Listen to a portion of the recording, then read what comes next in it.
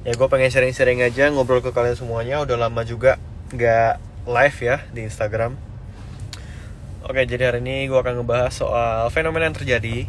Jadi kalau kalian perhatiin di tahun 2020 itu ketika awal-awal pandemi, nah itu tren investasi mulai berkembang. Nah, tahun lalu di 2020 yang lagi hype dan happening itu adalah tren investasi saham. Nah, di 2021 terjadi hal yang sama di tren investasi maupun trading, cuman beda instrumen. Instrumennya adalah kripto di tahun 2021. Nah, coba kalian pengen tahu soal kripto, Bitcoin dan teman-temannya, kalian harus throwback dan mengulang kembali sejarah awal mula Bitcoin, sejarahnya seperti apa. Jadi Bitcoin itu kan pertama kali dibuat di tahun 2009 sebagai kripto pertama, yaitu Bitcoin yang menggunakan teknologi blockchain. Nah, semenjak saat itu banyak orang-orang yang akhirnya menjadi ikutan bikin koin. Maka muncul koin-koin lainnya seperti Ethereum, XRP, Binance, Dogecoin, dan lain-lain. Banyak sekali koin-koin sekarang yang bermunculan dan udah puluhan ribu, bahkan nggak terhitung lagi. Tapi kalau koin-koin yang resmi itu jumlahnya hanya sekitar ribuan aja, dan itu semua terdaftar di CMC atau Coin Market Cap. Jadi lu orang semua bisa aja bikin koin dalam hitungan menit, hanya perlu beberapa juta aja jadi koinnya. Cuman koinnya belum tentu orang mau beli dan belum tentu koinnya itu diakui. Nah, sama halnya kalau lu punya duit, lu bisa aja bikin universitas, tapi bukan berarti universitas lu itu mengeluarkan ijazah yang diakui dan diresmikan oleh negara. Istilahnya seperti itulah. Semua orang yang punya duit bisa bikin sekolah, bisa bikin universitas, tapi belum tentu ijazahnya diakui. Sama halnya dengan kripto ataupun koin ya. Semua orang yang punya duit bisa bikin koin dalam hitungan menit jadi. Under Ethereum, under Tron, dan lain-lain. Cuman koinnya diakui atau enggak itu tergantung apakah bisa masuk CMC, si Coin Market Cap atau enggak. Nah, jadi kalau kalian tahu dan kalian searching sejarah tentang si Bitcoin atau cryptocurrency, maka kalian akan mendapatkan bahwa si BTC atau Bitcoin ini diciptakan oleh yang namanya Satoshi Nakamoto. Cuman nama Satoshi Nakamoto ini merupakan nama samaran, bukan nama asli gitu. Sampai sekarang juga orang nggak tahu siapa Satoshi Nakamoto. Jadi semenjak 2009 orang-orang pada ya heboh lah. Ini satu gebrakan dan satu bisa dikatakan inovasi yang luar biasa, karena 2008 kita tahu itu krisis ekonomi terjadi. Akhirnya orang yang menggunakan nama Satoshi ini berpikiran untuk membuat sistem keuangan yang decentralized. Karena selama ini sistem keuangan kita itu sentralisasi, selalu terpusat pada satu bank dan satu negara.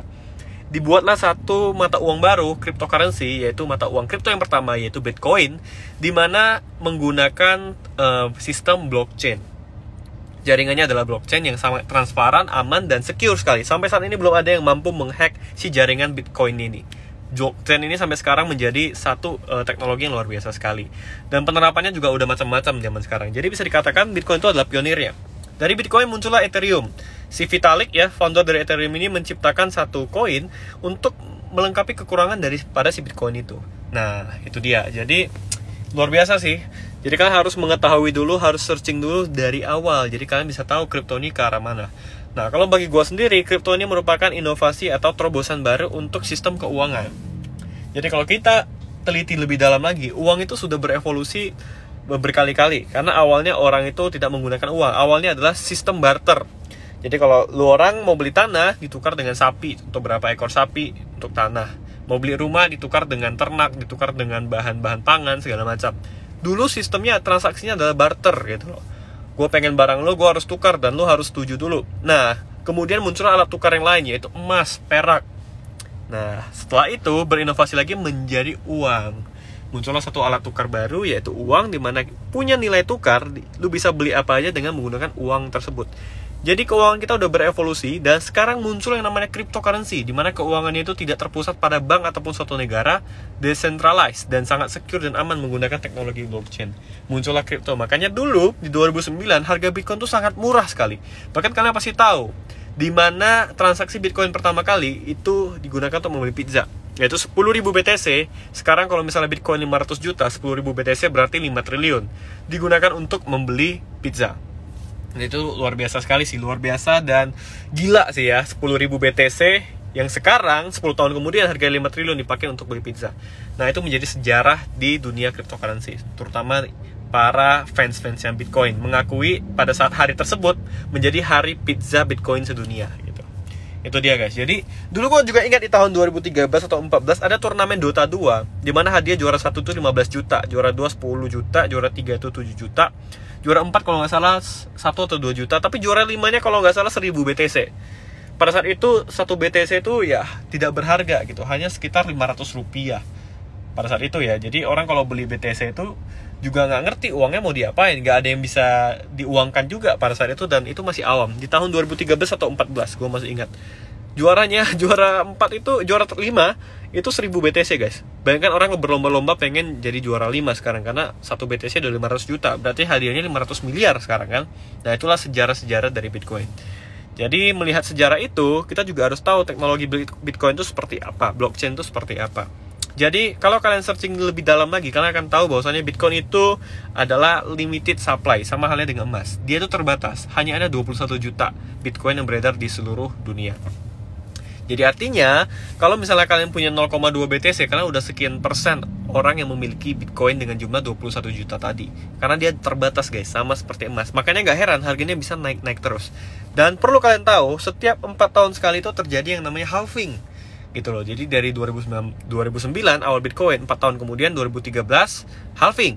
Nah kemudian 4 tahun lagi 2017.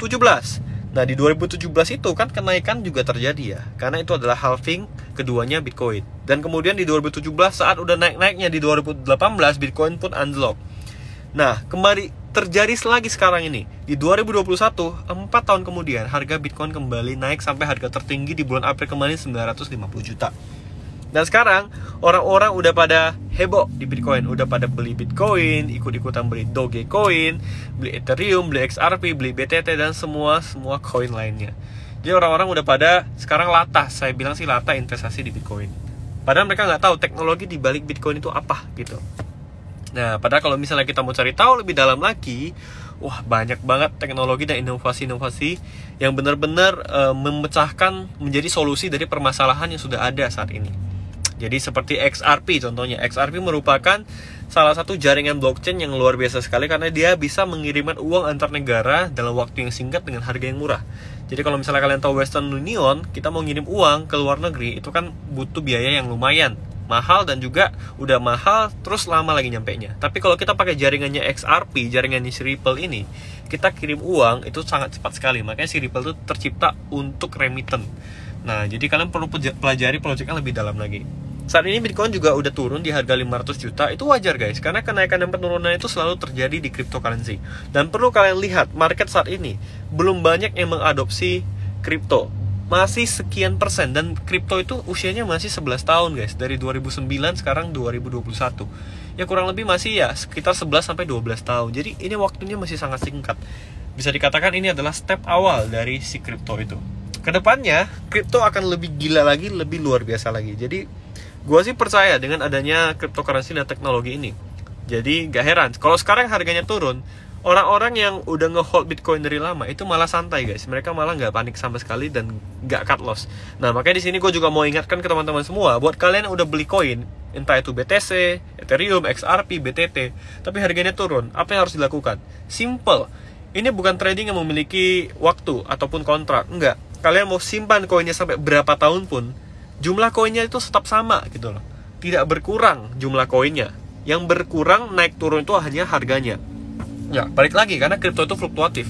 Kenapa? Karena adopsinya masih awal. Nah, kalau nanti sudah banyak dan sudah seluruh dunia mengadopsi cryptocurrency, sudah membeli kripto, maka harganya akan mulai stabil. Tapi tidak sekarang. Mungkin masih butuh waktu beberapa tahun ke depan. Gue sih percaya orang-orang yang nyimpan Bitcoin, Ethereum mulai dari sekarang, itu ke depannya beberapa tahun ke depan, mungkin 5 tahun ke depan, itu udah langsung terasa gitu loh. Profitnya akan luar biasa. Nah, balik lagi kalau misalnya kalian bandingkan sama investasi sekarang, deposito let's say itu cuma 5% setahun. Jadi ya sama aja gitu, uang kalian dibekuin di bank, bank bisa menggunakan uang kalian dengan bebas gitu. Tapi kalian hanya dibeli return 5%. Sementara di kripto itu sendiri dalam setahun bisa ratusan bahkan ribuan persen. Nah, sebagai contoh di bulan Desember kemarin harga ADA atau Cardano itu hanya sekitar 2.000-3.000. Sekarang udah 20 ribuan guys. Bayangkan lagi, kemarin gue sempat beli harga ADA atau Cardano itu di Juli 2020. Harganya kalau nggak salah hanya 1.000 sampai 2.000 saja per satu ADA. Sekarang itu kemarin bahkan di bulan Mei sempat menyentuh 35.000. Kalian bayangin aja, gila kan? Jadi kenaikannya memang benar-benar luar biasa. Kita nggak bicara 10%, 20% guys, tapi 10 kali lipat dan 20 kali lipat. Jadi cryptocurrency itu masih awal, sangat awal sekali. Jadi ya ini bisa kalian pertimbangkan untuk investasi di kripto. Jadi sebelum terlambat, sekarang waktu yang tepat sih kalau misalnya kalian invest di kripto, karena masih belum banyak. Sekarang aja bisa dikatakan jumlah orang yang nge-invest di kripto udah mulai bertambah, setiap hari makin bertambah. Jadi bisa dikatakan sekarang aja udah mulai banyak ya. Sementara gue itu udah dari tahun invest kripto gitu loh. Jadi kripto ini bisa dikatakan salah satu aset yang luar biasa sekali, menjadi opsi kita untuk investasi gitu. Jadi di 2020 kemarin tren untuk investasi saham, 2021 kripto. Nah, jadi jangan panik, apalagi buat kalian yang nyangkut. Contoh, beli Bitcoin di harga 800 juta, 900 juta. Sekarang nyangkut nih, turun di 500 juta. Apa yang harus dilakukan, Bang? Gue panik, gue butuh duit. Gue mau cut loss, gue mau jual. Jangan. Karena ketika kalian jual, itu berarti kalian rugi. Selama kalian belum jual, harga koinnya itu tidak akan, harga koinnya mungkin naik turun, sekali lagi, harga koin naik turun, tapi jumlah koin itu tidak bertambah dan tidak berkurang, tetap di angka yang sama. Kalau misalnya kalian beli satu BTC di angka 900 juta, harganya 500 juta, BTC kalian tetap satu. Ingat, kalian belum rugi selama kalian belum menjual atau cut loss. Makanya sekali lagi, jangan pernah cut loss, sabar aja. Gue kenal dengan beberapa orang yang nyimpan jumlah Bitcoin itu sampai ratusan bahkan ribuan Bitcoin, dan mereka sekarang santai-santai aja, mereka bahkan nggak panik, mereka bahkan ya ini hal yang udah lumrah terjadi. Intinya itu aja, jangan pernah cut loss. Ketika lu cut loss, lu akan rugi. Makanya balik lagi, pakai duit nganggur. Kalau pakai duit nganggur mah aman gitu ya. Jadi jangan pakai semua duit lu investasikan di kripto. Kalau gue sih lebih percaya ya kripto memang masa depan ya. Sekarang udah banyak sekali negara-negara yang mengadopsi teknologi blockchain. Sama seperti Korea, mereka menggunakan database KTP udah pakai blockchain.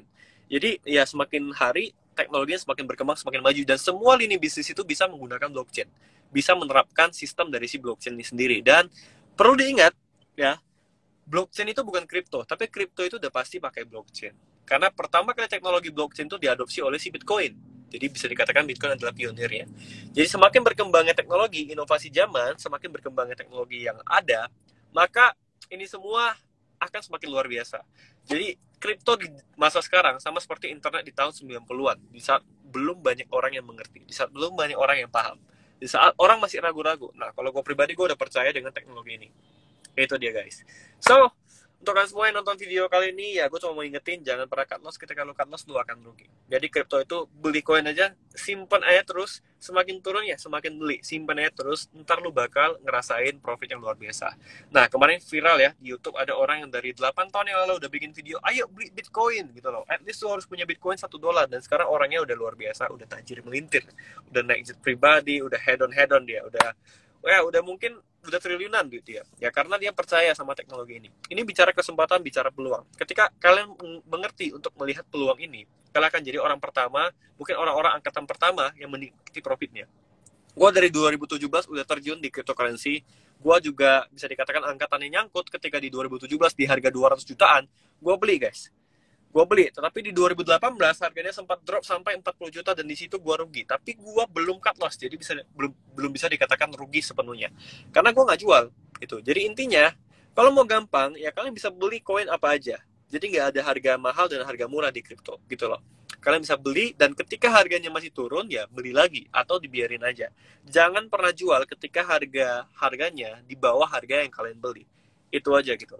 Nah, dan perlu diingat sekarang, kripto itu banyak projectnya yang bisa kalian lihat dan bisa kalian research gitu loh. Project-project apa aja di cryptocurrency yang menjadi solusi dari permasalahan yang terjadi di lingkungan kita sekarang. Jadi ya itulah cryptocurrency, dan segala teknologinya sangat canggih. Jadi kalian harus melihat semuanya, kalian harus pelajarin lebih dalam lagi supaya kalian paham. Jangan kalian ikut-ikutan, Doge apa nggak ngerti beli, BTT apa nggak ngerti beli. Jadi harus cari tahu dulu. Di saat kalian udah cari tahu, kalian udah mengerti teknologinya, kalian akan terbuka matanya bahwasanya kripto itu sangat luar biasa sekali, dan ini adalah masa depan. Gue sih percaya blockchain dan kripto is the future gitu. Ini adalah masa depan dari kemajuan teknologi dan inovasi dari teknologi dan sistem keuangan di dunia. So guys, ya gue rasa itu aja untuk kali ini ya. Thank you buat kalian semua yang udah nonton video kali ini, live kali ini. See you guys to the moon. Salam profit konsisten. Yo.